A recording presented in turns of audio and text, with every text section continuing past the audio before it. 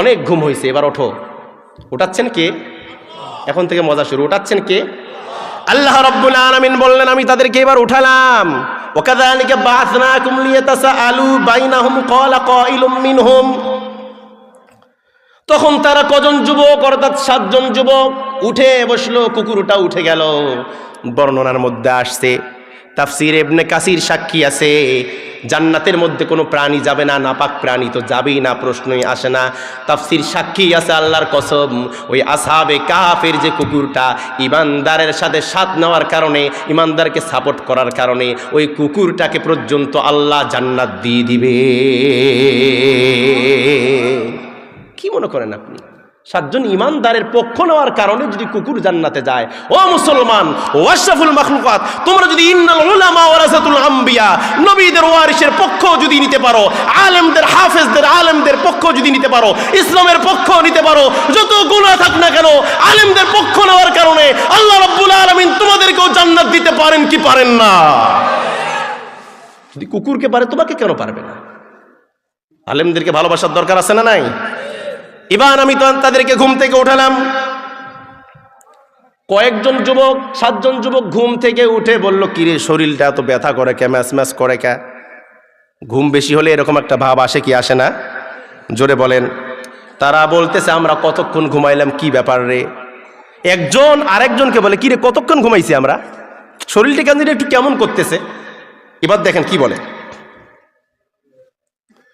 قالوا لبثنا يوما أو بعض يوم। একজন আরেকজনকে বলতেছে, কতক্ষণ আর ঘুমাবো, হয়তো বা একদিন। কয়দিন? হয়তো বা একদিন। আরেকজন বলতেছে, না অতক্ষণ ঘুমায় মানুষ, একদিন ঘুমায়, সারাদিন ঘুমায় নষ্ট করছি, একদিন মনে হয় না, হয়তো বা অর্ধেক দিন অথবা তারও কম। যুবকেরা একজন আরেকজনকে বলা বলি করতেছে, কি রে শরীরটা এরকম কে, ঘুমাইলাম, বেশি ঘুমাইলাম নাকি? আবার একজন বলতেছে, বেশি ঘুমাইলে আর কত দূর রে, একদিন অতিরিক্ত ঘুমাইছি। আরেকজন বলে, পাগলা একদিন না, তারও কম ঘুমাইছি আমরা। আল্লাহু আকবার বলেন, জোরে বলেন আল্লাহু আকবার। একেবারে সংক্ষেপে বলে দিয়ে যাই, যেহেতু সময় নেই আর লম্বা করব না। এবার আল্লাহ রাব্বুল আলামিন গণনা দেন, বান্দারা, ইমানদারেরা কি বলো এসব, কয়দিন ঘুমাইছো কোনো হিসাব নাই, আমি আল্লাহর কাছে হিসাব নাও। আল্লাহ পাক বলছেন, ওয়ালাবিসু ফি কাহফিহিম সালাসামিআতিন সিনিনা ওয়াজদাদু তিসআ। আর আমি তাদেরকে গুহার ভিতরে, কোথায়? গুহার ভিতরে, সালাসামিআতিন সিনিনা, একদিন নয়, দুদিন নয়, সালাসামিআতিন সিনিনা, 1 বছর নয়, 2 বছর নয়, 300 বছর ঘুমিয়েছি। আল্লাহু আকবার বলেন। মুফাসসিরিন ইকরাম আয়াতের ব্যাখ্যা করে বলেন, না 300 নয়, 309 বছর আল্লাহ পাক তাদেরকে গুহার ভিতরে ঘুম পাড়িয়েছে। বলে কি এরা বলে একদিন অথবা অর্ধেক দিন, আল্লাহ বলে 309 দিন। কারটা ঠিক? আল্লাহর নামটা জোরে নিতে পারলেন না, কারটা ঠিক? এবার দেখেন ঘুম থেকে ওঠার পর তারা কি কথা বলতেছে, আরো শোনার দরকার আছে, এখনই শেষ হবে আলোচনা। وَابْعَثُوا أَحَدَكُمْ بِوَرِقِكُمْ هَذِهِ إِلَى الْمَدِينَةِ। জোরে বলেন আল্লাহু আকবার। ভাই, সারা রাত ঘুমার পর সকালবেলা ঘুম থেকে ওঠার পর একটু ক্ষুধা লাগে কি লাগে না? জোরে বলেন, লাগে কি লাগে না? তাদের ক্ষুধা লাগছে কি লাগে নাই? একজন আরেকজনকে বলতেছে, এই কথা বললে বাদ দে তো, সব বাদ দে, ক্ষুধাতে যন্ত্রণাতে পেট শেষ হয়ে গেল একবারে, ক্ষুধা লাগছে খুব। কি করতে হবে? যে আমাদের কাছে যাদের কাছে টাকা আছে, পয়সা আছে, দিরহাম আছে, দিনার আছে, এগুলো বের কর, সবার টাকা একসাথে কর, একজন বাজারে যা। আল্লাহু আকবার বলেন, জোরে বলেন আল্লাহু আকবার। হাযিহি ইলাল মাদিনা,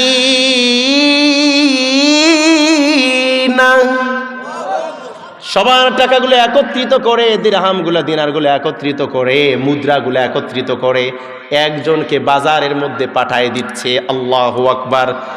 আবার যখন পাঠায় দিচ্ছে বলতেছে, ফালয়ানজুর আইয়ুহা আযকা তুআমান ফালয়াতিকুম বিরিজকিম মিনহু ওয়াল ইয়াতালাত্তাফ লাত্তাফ ওয়া লা ইউশঈরান্না বিকুম আহাদা।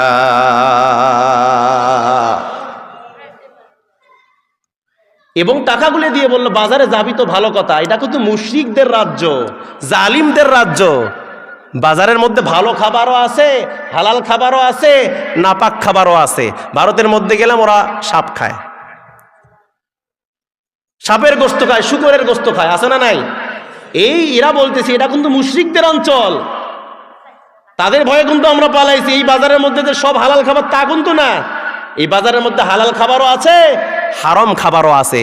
কাজে খবরদার, তুই তো যাবি, দেখে দেখে বেছে বেছে হালাল খাবারটা নিয়ে আসবি। জোরে বলেন আল্লাহু আকবার।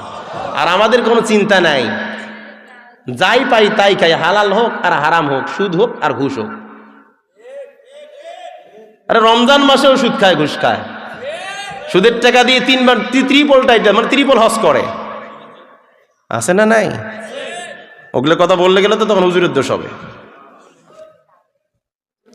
7 জন যুবক ইমান দেখেন কি রকম ইমান বলতেছে, শোনো, বাজারের মধ্যে মুশরিকদের বাজার, এখানে হারাম খাবার আছে, নাপাক খাবার আছে। খবরদার রে ভাই, ইমান নষ্ট করা যাবে না, নাপাক খাবার খাওয়া যাবে না, হালাল খাবার দেখে দেখে নিয়ে আসবা। সরে বলেন সুবহানাল্লাহ। এবার তারা কি বলতেছে, ওয়ালিয়াতালাত্তাফ ওয়া লা ইউশঈরান্না বিকুম আহাদা। শুধু হালাল খাবার আনলে হবে না, খুব মনোযোগ। ওয়ালিয়াতালাত্তাফ, তাদের অন্তরের মধ্যে ভয় আছে না নাই? ধরলেই মারবে, জবাই করে ফেলবে, অন্তরের মধ্যে ভয়। আবার বলে দিচ্ছে, শোন, বেশি দেরি করিস না, আড্ডা মারিস না, বেশি কথাও বলার দরকার নেই, তাড়াতাড়ি খাবার নিয়ে চলে আসবি। যদি কোনোভাবে ওই যে জালিম বাদশার লোক যদি দেখে ফেলে আর আমাদেরকে যদি ধরে নিয়ে যায়, আমাদের খবর আছে না নাই? অর্থাৎ একটু সতর্কতা অবলম্বন করতে হবে, খবরটা যাতে করে বাদশার কান পর্যন্ত না যায়। আচ্ছা বলেন তো, ঘুমাইছে কতদিন? কথা বলে না। 309 বছরে কি বাদশা আছে? বাদশার 14 গোষ্ঠী আছে, আছে। বাদশার গোষ্ঠী সাফ হয়ে গিয়েছে, আর এরা চিন্তা করতেছে যদি ধরি ফেলে মারি ফেলবে রে। আল্লাহু আকবার বলেন। কারণ এই অলৌকিক ঘটনা তো এরা জানে না। এবার বাজারের মধ্যে গিয়ে কি হলো শুনুন। একজন যুবক যখন বাজারের মধ্যে গেল, বাজারের দোকানদারের কাছে যখন গিয়ে একটা রুটি নিছে অথবা খাবার নিছে, নেওয়ার পর যখন টাকা দিছে, দোকানদার একবার টাকা দেখে আর একবার ওই যুবকের দিকে তাকায়। কারণ এটা তো 309 বছর আগের টাকা, এখন তো আর চলবে না। স্বাধীনতার আগের টাকা স্বাধীন দেশে চলে, ভারতের টাকা বাংলাদেশে চলে। 309 বছর আগের টাকা যখন পাইছে, টাকার মধ্যে সাল লেখা থাকে। দেখতেছে কি রে ব্যাপার, 309 বছর আগের টাকা দেখে যুবকের দিকে তাকায়, মোজ বড়, দাড়ি বড়, নখ বড়। এটা তো এই যুগের মানুষ নয়, এই যুগের মানুষের সাম তো আলাদা। এখনকার মানুষের আলাদা একটা সিস্টেম না, খাটো খাটো হচ্ছি না এখন আমরা একটু। আমাদের দাদারা এই যে হেষ্টবেষ্ট ছিল, লম্বা ছিল, শক্তি ছিল। 50 বছর আগের মানুষ তাগড়া ছিল, তাই না? যুবক যখন চিন্তা করলো কি ব্যাপার, এটা কি বাচ্চার লোক নাকি রে? একবার টাকা দেখে আর একবার মুখের দিকে তাকায়। দোকানদার তলে তলে আরেক দোকানদারকে খবর দিছে, ভাই একটু আয় তো, কাজ আছে।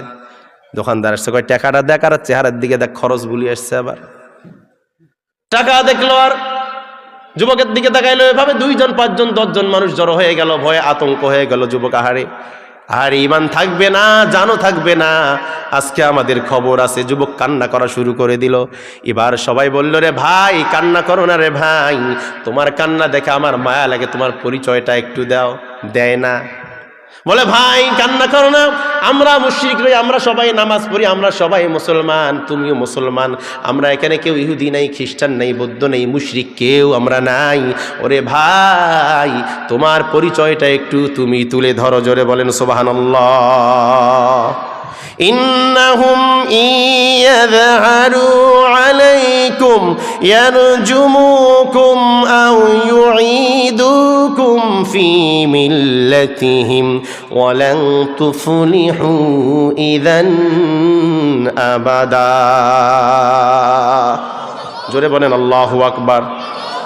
যুবকের অন্তরের মধ্যে ভয়, কারণ তার সাথীরা বলে দিয়েছে কোনোভাবে যদি বাচ্চার কাছে খবর পৌঁছে দেয়, এ ভাই তুই নিজেও ধরা খাবি, আমাদেরকেও ধরা খাওয়াবি।